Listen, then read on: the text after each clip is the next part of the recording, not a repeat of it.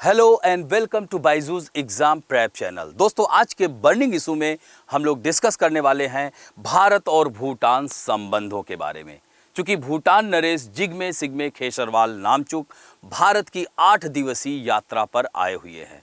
तो अब देखना है भारत और भूटान के बीच संबंधों में और क्या नई इबारत लिखी जाएगी। इन सभी के बारे में हम लोग चर्चा करेंगे और इसके साथ साथ भारत भूटान के संबंध पहले से कैसे रहे हैं, इन सब बातों पर हम लोग चर्चा करेंगे। और भारत भूटान संबंधों के समक्ष चुनौतियां क्या हैं, इसके बारे में हम लोग डिस्कस करेंगे, जो कि आपके आगामी परीक्षा, चाहे वह यूपी पीसीएस हो, चाहे एमपी पीसीएस हो, चाहे वह छत्तीसगढ़ पीसीएस हो, सभी स्टेट सर्विसेज के लिए यह लाभदायक सिद्ध हो सकता है। और दोस्तों, हमारा यह चैनल आप लोगों को अच्छा लग रहा है तो प्लीज़ लाइक, शेयर, सब्सक्राइब और कमेंट करना ना भूलें, क्योंकि लास्ट में हम 2-3 प्रश्न देते हैं, उसके उत्तर भी आप लोग जरूर दें। तो आइए इसके बारे में डिस्कस करते हैं। तो यहाँ पर आप लोग देख सकते हैं कि यह दिया गया है किसके बारे में, भारत और भूटान के बारे में। तो यह देख सकते हैं कि भूटान नरेश 3 नवंबर को ही भारत की धरती पर आ चुके हैं और यह 8 दिवसीय यात्रा है और ये है भूटान के 5वें नरेश हैं। दोस्तों, भूटान हमारा पड़ोसी मुल्क है, यह हमारा नेबरिंग कंट्री है और इस तरह से देखा जाए तो सिक्किम, वेस्ट बंगाल, असम एंड अरुणाचल प्रदेश की सीमा से यह लगता है भूटान। तो दोस्तों, यह भूटान सामरिक दृष्टिकोण से भी भारत के लिए बहुत महत्वपूर्ण है। वो कैसे है तो एक एक करके देखते हैं। यहाँ पर देख सकते हैं कि हिमालय का क्षेत्र भी इसके अंतर्गत आता है। यहाँ पर देख सकते हैं भूटान की सबसे ऊंची चोटी कुला कांगरी हिमालय में ही स्थित है। और इस तरह से देख सकते हैं संकोस, मानस, ये सब नदियाँ भी भूटान से होते हुए भारत में आकर ब्रह्मपुत्र में मिलती हैं। तो आप देख सकते हैं कि पानी और हवा सब एक दूसरे के यहाँ आती जाती हैं। तो आप समझ सकते हैं कि दोनों के बीच संबंध कैसे रहे हैं। तो यहाँ पर देख सकते हैं कि वांगचुक की भारत यात्रा ऐसे समय में हो रही है जब भूटान और चीन अपने दशकों पुराने सीमा विवाद को शीघ्र समाधान के लिए नए सिरे से बातचीत पर जोर दे रहा है। तो ऐसे में यह भारत के लिए चिंता का विषय है। लेकिन अभी तक की जो वार्ता भारत और भूटान नरेश में चल रही है, भारत ने चीन की चर्चा नहीं की है, सिर्फ भारत ने प्रगति की बात की है। तो यहाँ पर हम लोग देखते हैं कि क्या क्या आगे जो है नए समीकरण दिख रहे हैं। तो हमारे देश के प्रधानमंत्री और भूटान नरेश जिग्मे खेसर नामग्याल वांगचुक को भूटान के साथ अनूठे मित्रतापूर्ण संबंधों के प्रति भारत की मजबूत प्रतिबद्धता से अवगत कराया है। और भारत ने कहा है कि भूटान को हमेशा वह सपोर्ट करेगा, भूटान के लिए वह एक गार्जियन की भूमिका निभाता है। दोस्तों, भारत ने भूटान की प्राथमिकताओं के आधार पर उसके सामाजिक आर्थिक विकास के लिए भारत की तरफ से पूर्ण समर्थन देने की बात दोहराई है, यानी full support for Bhutan's socio economic development. तो आप देख सकते हैं कि भारत भूटान रिश्ते कितने प्रगाढ़ हैं। दोस्तों, यहां पर देख सकते हैं कि एक joint statement issued after the Modi Wangchuk talk said both sides agree to conduct a survey to determine the location for the propose cross border rail link connection. यह कोकराझार इन आसाम, कहाँ है कोकराझार डिस्ट्रिक्ट, आसाम में है, विथ गलेफू, यह देख सकते हैं गलेफू इन भूटान। तो भूटान के गलेफू और भारत के असम के कोकराझार को लिए रेल लिंक की सहमति दोनों देशों के बीच बन चुकी है। और दोनों पक्षों ने पश्चिम बंगाल में बनारहाट और भूटान में समतसे के बीच रेल संपर्क स्थापित करने पर भी विचार जो है सहमति व्यक्त की है। तो इस तरह से देख सकते हैं कि Modi and Wangchuk positively appraised the expansion of India Bhutan partnership, यानी यह दोनों एक तरह से देखा जाए देशों के राष्ट्राध्यक्ष एक तरह से कह सकते हैं, यह जो है दोनों देशों को आगे बढ़ाने में लगातार सहमति व्यक्त की है। और भूटानी पक्ष ने 12वीं पंचवर्षीय योजना के तहत महत्वपूर्ण परियोजनाओं के सुचारू और निर्बाध समापन को सुनिश्चित करने के लिए विकास सहायता समय पर जारी करने को लेकर भारत सरकार की सराहना की है और भारत सरकार को धन्यवाद दिया है भूटान ने। तो यह देख सकते हैं कि भारत और भूटान के बीच रिश्ते कैसे रहे हैं। तो ये तो चल रही है वार्ता में इस तरह की बातें। अब अगर हम थोड़ा सा पृष्ठभूमि में जाएं तो भारत और भूटान के संबंध अगर देखा जाए तो ऐतिहासिक और सांस्कृतिक संबंध भी रहे हैं। यानी यहाँ पर बौद्ध धर्म, हिंदू धर्म और अन्य परंपराओं की जड़ें बहुत गहरी हैं। और इसके साथ साथ भूटान ने 1947 में भारत की संप्रभुता को मान्यता दी और भारत के विकास का समर्थक रहा है। और दोस्तों, रणनीतिक और सुरक्षा सहयोग के पॉइंट ऑफ व्यू से देखा जाए तो भारत और भूटान के बीच में 1949 में मैत्री संबंध स्थापित हुआ। हालांकि 2007 में इसमें संशोधन भी किया गया, लेकिन फिर भी भूटान कोई भी बड़ा निर्णय अगर लेता है तो बिना भारत की सलाह पर वह निर्णय नहीं लेता है और भारत भूटान की संप्रभुता की रक्षा की गारंटी लेता है। और दोस्तों, आपको बता दें कि भूटान का हमेशा से पक्षपोषक रहा है भारत।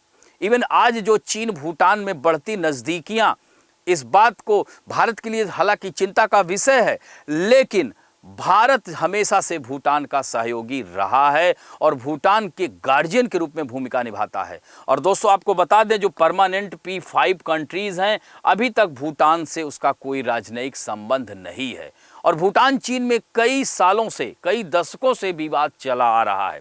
तो ऐसे में यहाँ पर आप देख सकते हैं भूटान ने 2017 के डोकलाम गतिरोध में भी महत्वपूर्ण भूमिका निभाई और भारतीय सैनिकों को अपने क्षेत्र में आने की अनुमति दी। तो डोकलाम 2017 में, चूंकि डोकलाम अगर देखा जाए सामरिक दृष्टिकोण से बहुत ही महत्वपूर्ण है और वहां पर चीन अपनी सड़क का निर्माण करने जा रहा था, तो भूटान को भी यह नागवार लगा और भारत तो इसके लिए तुरंत खड़ा हो गया और 73 दिन तक सेनाओं को खड़ा रखा और इस तरह से फिर चीन को अपना पैर वापस करना पड़ा। तो इस तरह से आप देख सकते हैं कि भारत और भूटान के संबंध कैसे रहे हैं।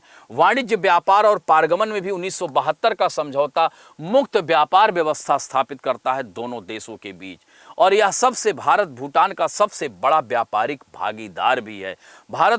भूटान को भारत के शीर्ष निर्यात में पेट्रोलियम, कार, सेल फोन शामिल है, जबकि भूटान के शीर्ष आयात में बिजली और सुपारी है।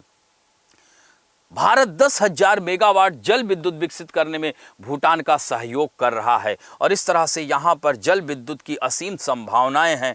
तो भारत ये कभी नहीं चाहेगा कि भूटान से रिश्ते खराब हों।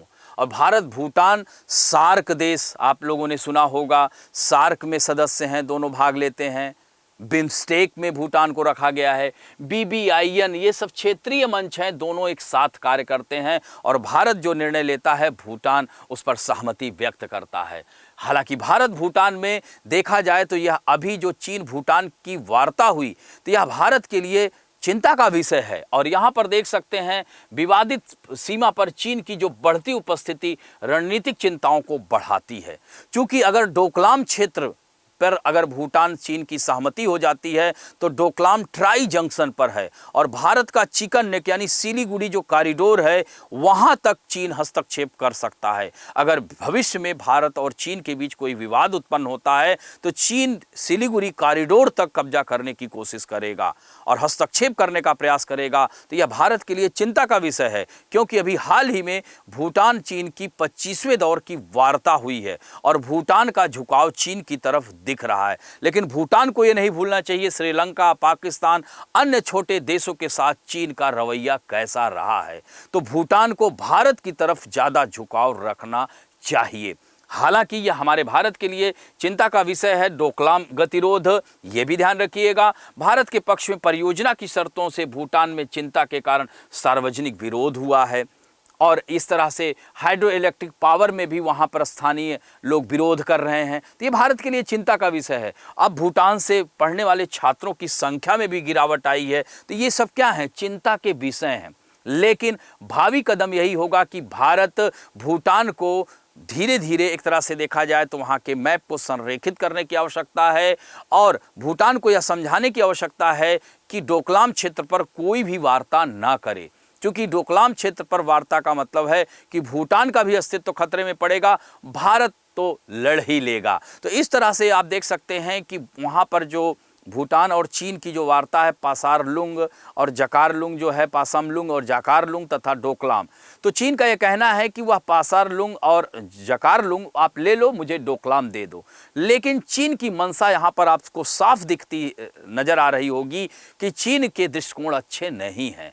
हालांकि आगे देखना है कि क्या होता है, यह सब चिंता के विषय है। तो भारत को एक इस पर ब्लूप्रिंट तैयार करने की आवश्यकता है। तो यहाँ पर देख सकते हैं ये चुम्बी वैली है, यह देख सकते हैं Sikkim, China, Bhutan tri junction, यही डोकलाम रीजन है, ये प्लेटू है, यही चिंता का विषय है। क्योंकि यहीं से मात्र 22 किलोमीटर दूर सिलीगुड़ी कॉरिडोर है। तो यह चिकन नेक है, अगर इसी पर उसने हिट कर दिया तो यह नॉर्थ ईस्ट पूरा अलग थलग पड़ जाता है। तो यह भारत के लिए चिंता का विषय है। इस मानचित्र को भी आप देख सकते हैं। तो यह आपने देखा भारत भूटान संबंधों के बारे में महत्वपूर्ण हमने चर्चा की। अब थोड़ा सा इस पर इसमें आपको 10 सेकंड का समय दूंगा, इसका उत्तर आप लोग दीजिए कि निम्नलिखित में से कौन सा भारतीय राज्य भूटान की सीमा को स्पर्श नहीं करता है? सिक्किम, अरुणाचल प्रदेश, नागालैंड और पश्चिम बंगाल। तो 10 सेकंड का समय आपको देता हूं, इसका उत्तर आप लोग दीजिए। वेरी गुड, यह जो है इसमें नागालैंड होगा। क्योंकि आपको हमने बताया है कि यहां पर आप देख सकते हो सिक्किम, वेस्ट बंगाल, असम एंड अरुणाचल प्रदेश, यह राज्य स्पर्श करते हैं। तो इसमें उत्तर सी होगा। अगला प्रश्न है, यहां पर आप देख सकते हैं निम्नलिखित में से किस क्षेत्रीय मंच में भारत और भूटान शामिल नहीं है? सार्क, BBIN, बिम्स्टेक और आसियान। तो इसमें भी आप लोगों को उत्तर देना है कि इसका उत्तर क्या होगा। 10 सेकंड का समय है। तो इसमें जो है उत्तर आपका है आसियान। क्योंकि आसियान 10 देशों का समूह है। इसकी स्थापना 1967 में हुई थी। इसका मुख्यालय जकार्ता में है। तो यह साउथ ईस्ट एशियन कंट्रीज इसमें हैं, न कि भारत और भूटान। अब बढ़ते हैं मुख्य परीक्षा अभ्यास प्रश्न में। भारत भूटान संबंधों में चुनौतियों और अवसर पर चर्चा करें। इसमें आपको भूमिका में वर्तमान संदर्भ में बता देना है, मध्य भाग में भारत और भूटान की जो है पृष्ठभूमि को बताते हुए वर्तमान में क्या प्रगति हुई उसको, और अंत में निष्कर्ष। यानी इसमें जो है देखिए वर्तमान प्रगति के साथ साथ चुनौतियां क्या हैं और हमारे पास अवसर क्या हैं, इन सभी बातों को इसमें मध्य भाग में कहते हुए अंत में निष्कर्ष पे जाना है। तो इस तरह से यह बहुत ही इंपॉर्टेंट टॉपिक था, इसको जरूर आप लोग नोट कर लीजिएगा।